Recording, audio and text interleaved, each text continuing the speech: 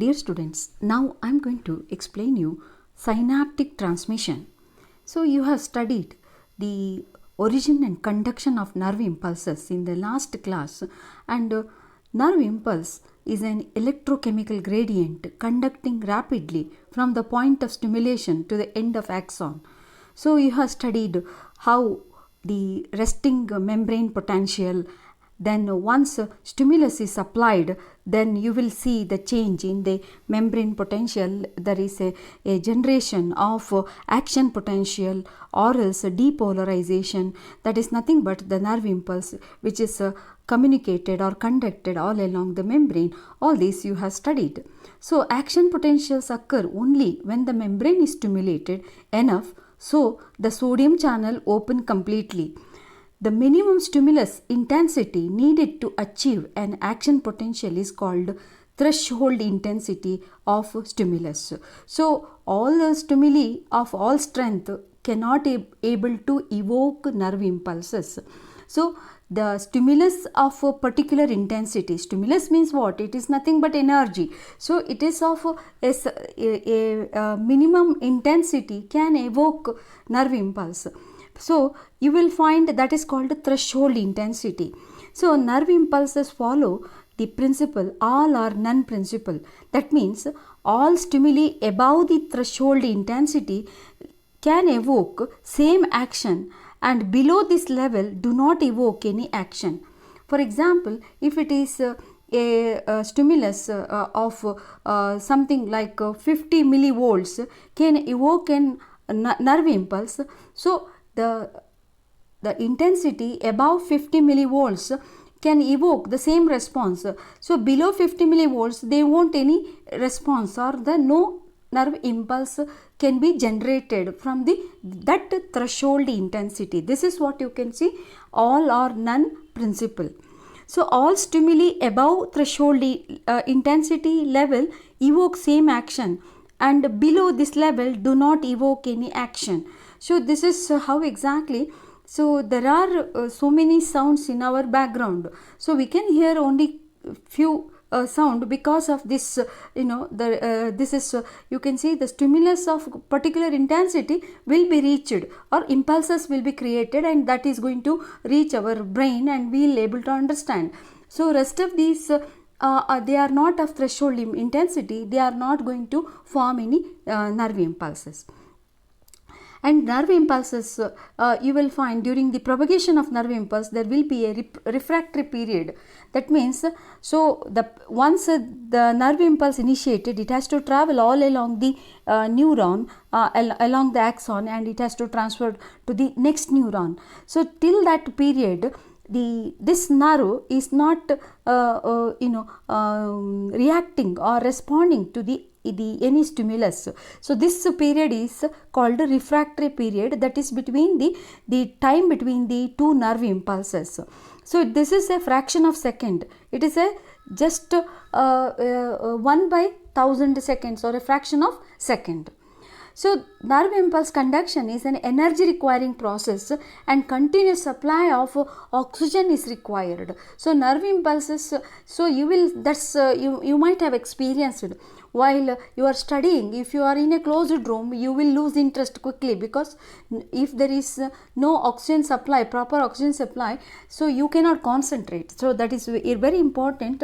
So the neuronal activity or nerve impulse conduction requires a lot of energy, so and also the oxygen. So if you are too much fed also, you can't concentrate. If you are hungry also, you can't concentrate. So all this so the how your brain works and how your nervous system works. So nerve impulse conduction is an energy requiring process, and continuous supply of energy, oxygen is required. So these are all some of the characteristics of nerve impulses. Then summation.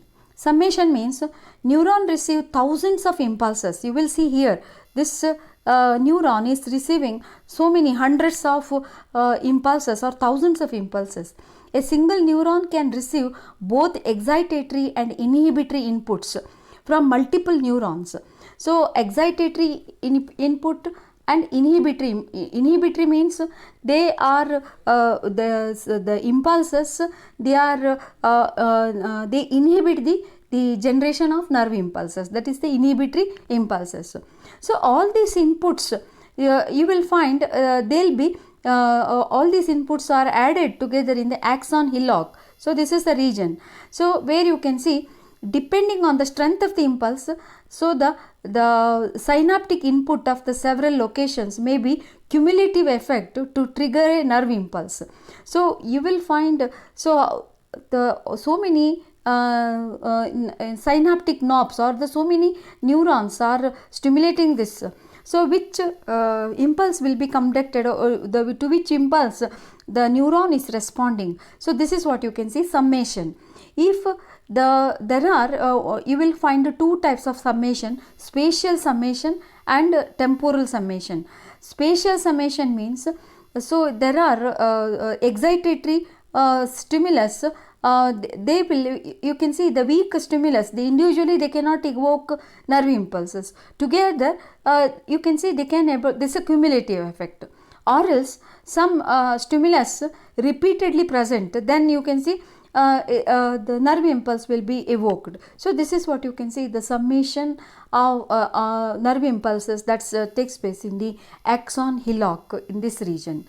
So they were the starting point of the axon. So this is what you can see, the weak signals A, B, C, no response.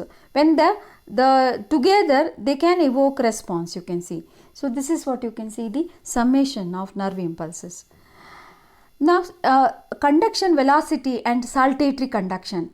So normal speed of nerve impulse conduction in unmyelinated neuron. I have shown this in my first video, how exactly nerve impulse conducted in myelinated neuron and non-myelinated neuron. In a non-myelinated neuron, it is about 0.5 to 2 meter per second, whereas myelinated neuron, it is very fast, it is 70 to 120 minutes per second. It's like unmyelinated neuron, it is your walking speed if you think, and a myelinated neuron, it is a racing car in which speed it is going, you know. So you can compare like that, the how fast the nerve impulse conducted in myelinated neuron. Nerve impulse in myelinated neuron conduct much faster when compared to non-myelinated. So this conduction is called saltatory conduction, because the nerve impulse jump from one node to another node. You will see in the myelinated neuron, there are myelin sheath, you can see it is enclosed by Schwann cells and all this you have studied. So there is a node of Renvier. So you will find sodium channel which are present only in the node of, there is a concentrated in the these nodes of Renvier, and this in nodes of Renvier only you can see the depolarization. So once one node is depolarized or gets stimulated, this stimulus immediately this nerve impulse jump to here. So this node is stimulated. So it is not continuous. In the case of non-myelinated, it is a continuous reaction, what you see like this. Here it jump from one node to another node. So this is what you can see, saltatory conduction. Here depolarization occurs only in the nodes of Renvier, which is having highest density of sodium channels. So conduction is faster, and also the saltatory conduction, myelinated neuron, it saves about 5,000 ATP about 5,000 times when compared to the non-myelinated neuron. So next, so the synaptic transmission. What exactly synapse? Synapse is a junction between axon end of one neuron to the membrane of the another neuron. That means the region where two neurons functionally connected. So you will find here, so in the brain, billions of neurons you will see. So they are interconnected. One neuron at an average, it is connected, it is receiving the synaptic knobs of about 1 lakh and odd synaptic knob. How the connections in the intricate in the neuronal network. So this is what you will see as you use your brain more and more learning activity, and you can increase these connections, you can see between the different parts of the brain. So that is how you can develop knowledge base. So then you will find this is you will find here the dendrite is connected to this neuron. So this neuron is connected directly to the cyton. So these are all called synapses. There are two types of synapses: electrical synapse and chemical synapse. Electrical synapse is a rare phenomena present both in vertebrates and invertebrates, where they are connected, two neurons are connected, the membranes, axon end is connected to the another neuron through gap junctions. Then chemical synapse. So most of the neurons you will find chemical synapse. So here the nerve impulse conducted through a chemical neurotransmitter that release at the end of the synapse, and that to trigger the nerve impulse in the next neuron. So there is the synaptic knob. So it is this is the membrane of the next neuron. There is a gap, it is called synapse. So there is a chemical synapse, three types. Axosomatic means the axon end of one neuron connected to the cyton of the another neuron. So that is called axosomatic. Axodendritic means this is one, you will find the axon of one neuron connected to the dendrite of the another neuron, or else axonitic, here you will find. So the axon end of one neuron connected to the axon end of the another neuron, or axon of the another neuron. So the conduction of nerve impulse from one neuron to preceding neuron, you will find this is one neuron, this is called the synaptic cleft, and this is the conduction is achieved by the chemical means. It is called neurotransmitter. So this is what you can see, the axon end. When you will find the nerve impulse arrived at the end of the axon end, immediately there is a synaptic vesicles, they burst open and release. You can see the red dot, they are nothing but neurotransmitter on the surface of the another neuron. So this is the membrane of the another neuron, and you will find in a higher magnification. So it evoke nerve impulse in the another neuron. So synaptic transmission is the process where one neuron communicates with the other neuron or muscle or gland. So it may be connected to the other neuron, or else it may connected to the muscle, or else it connected to the gland. So the electrical signal that is conducted all along the neuron, so the action or else action potential, so they reach the terminal end, that is the axon, you will find here. So in the synaptic knob, at the synaptic knob, the action potential is converted into chemical message, that is called neurotransmitter, and this neurotransmitter evoke impulses in the preceding neuron or membrane of the another neuron. So this is what you can see, the synaptic transmission of nerve impulse. So this is what I said, a single neuron in the brain and the spinal cord has they synapse with, they have a something like 1 lakh and odd synapses, you can see. See here the dendrite branches, you will find this one, if you see how there are so many axon end connected to this dendritic branch. This is how you will find in the central nervous system. So synapses are a complexes between presynaptic membrane and postsynaptic membrane. So this is called presynaptic membrane. So the axon end of the one neuron, they form the presynaptic membrane. Then the dendrite or in the neuron membrane of the another neuron, this is what you can see, postsynaptic membrane. This gap is about 50 millimicron. This is called the synaptic cleft. So this gap you will find. So this synaptic cleft you will find. So this what happens, you can see, when the action potential, here action potential, the depolarization wave, it arrived at the end of the synaptic knob, immediately it is to this reaction calcium channel open up. So calcium influx, so calcium enter the exoplasm. Immediately when the calcium level increases in the exoplasm, so these synaptic vesicles are burst open. These synaptic vesicles, they are filled with, they are nothing but, they are neurotransmitter bag, you can call it as. So they get burst open and release their content in the synaptic cleft. So this neurotransmitter will going to bind on the receptors, those are present on the membrane of the another postsynaptic membrane. So that evoke nerve impulse or depolarization wave. So this is what you can see, it is changes the permeability of the postsynaptic membrane, these neurotransmitter, so that the depolarization wave or nerve impulse is initiated in the next neuron. This is called synaptic transmission, you can see. So this neurotransmitter may be stimulatory or inhibitory. Stimulatory means they evoke nerve impulse, or else they inhibit the nerve impulse. So in the next neuron, that is what you can see. So this the intracellular calcium when increases, because the calcium channel open up and they rushes inside, so the exoplasm increase in the calcium. So this bring the exocytosis. Exocytosis means the releasing of membrane bound the neurotransmitter, you can see, that is called exocytosis. So you will find here in this cartoon clearly. So this now the you can see the so in this here you will find this depolarization wave arrived here, you can see. So this immediately the calcium is influx or calcium increases. So then the synaptic vesicle, see this now this the now the it is the what you see, sorry.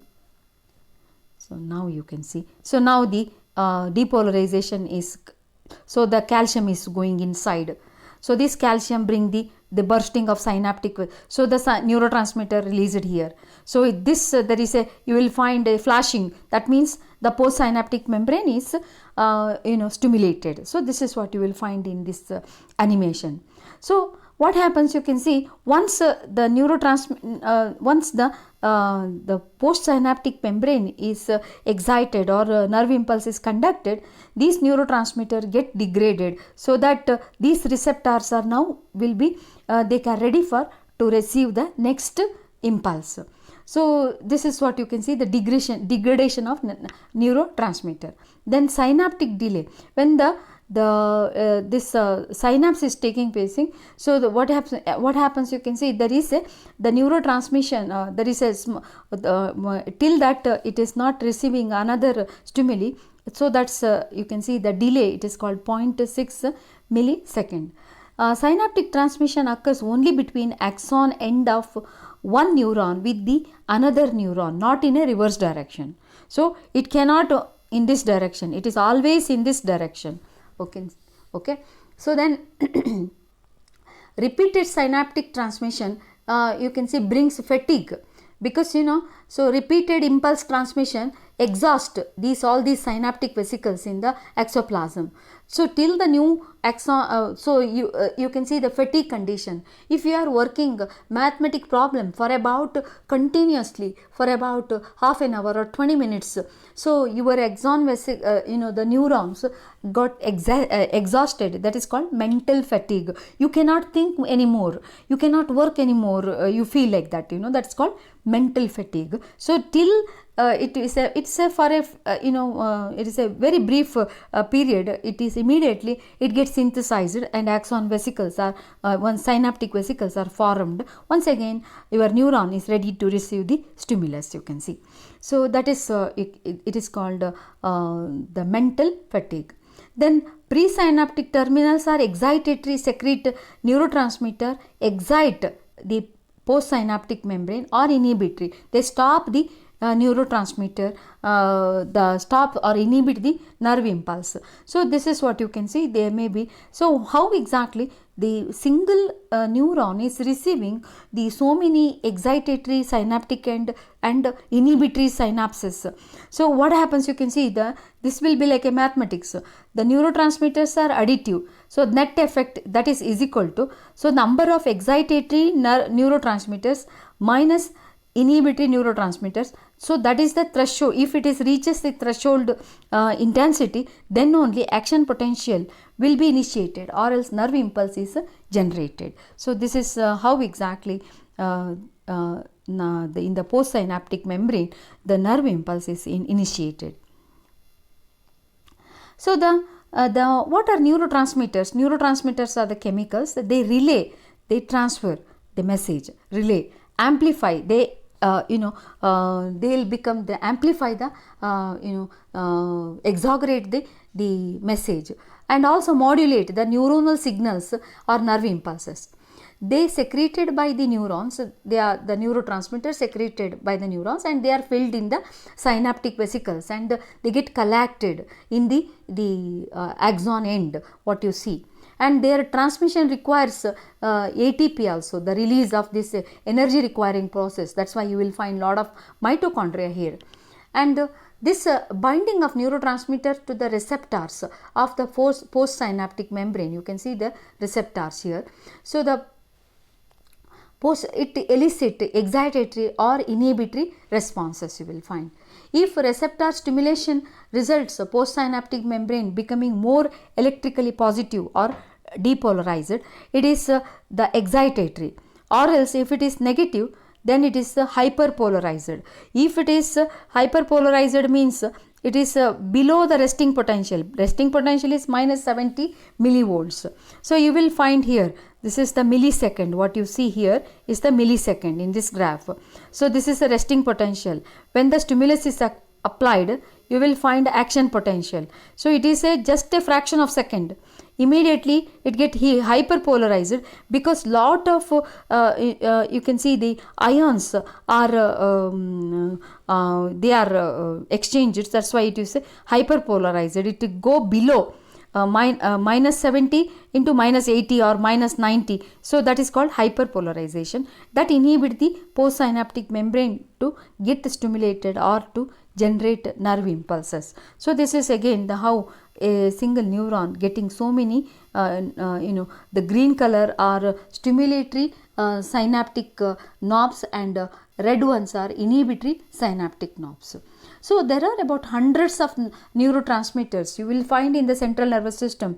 So brain, spinal cord, parasympathetic nervous system. So many billions of neurons. So these there are about hundreds of neurotransmitters also. So they are classified into class 1 is acetylcholine, that are most common. Majority neurons, the neurotransmitter is acetylcholine. So this is distributed in the excitatory neurotransmitter, and that triggers the muscle contraction, that stimulates the release of certain hormones. So they are excitatory in nature.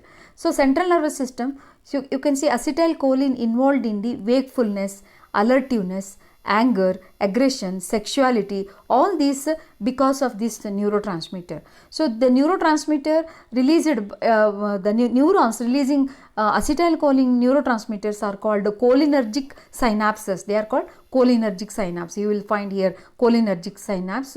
So the neurotransmitter released here is acetylcholine. Once acetylcholine evoke, it is going to bind with the receptors of the postsynaptic membrane. It get degraded into acetic acid, acetate, and the choline that get reabsorbed back. So this is what you can see. Once it initiated the nerve impulse in the next neuron, acetylcholine it is hydrolyzed by the enzyme acetylcholinesterase, acetic acid and choline that get reabsorbed back into the neuron. So the class 2 is the amines, catecholamines or dopamine. So all these are brain neurotransmitter. They are responsible for alertness, pleasure. Then epinephrine, histamine, all these are the amines. They control dreaming and emotions. Serotonin, brain neurotransmitter, which this is also amine. It is controlling sleeping, thermoregulation, emotions. Dopamine, brain neurotransmitter, amine, memory, attention, emotions, all these, posture. So then class 3 is the neuropeptide. small amino acids like glycine, glutamate. So they are responsible for learning, cognition, memory. Then GABA, this is very important, gamma amino butyric acid, neurotransmitter of the cerebellum and spinal cord, which acts as a muscle inhibitor. It inhibits the muscular action. So you can see GABA is the neurotransmitter about 20% synapses, you can see, along with the serotonin. It affects in the learning and the memory. Another is 5-hydroxytryptamine. It's a neurotransmitter in the case of invertebrates and vertebrates, you can see. So it is a potent modulators of you can see the neurohormones and neurons and various tissues. So this is about neurotransmitters and synaptic transmission. So the neurotransmitters may be excitatory, inhibitory, they may be both. Remember, the mental illness is an imbalance that occurs in the neurotransmitter substances. So it is not by choice, remember. So that's why we have to be not just sympathetic, we have to help the people they are having a mild mental illness, so that they cannot recognize by themselves. So this is about your the importance about this neurotransmitters. So thank you.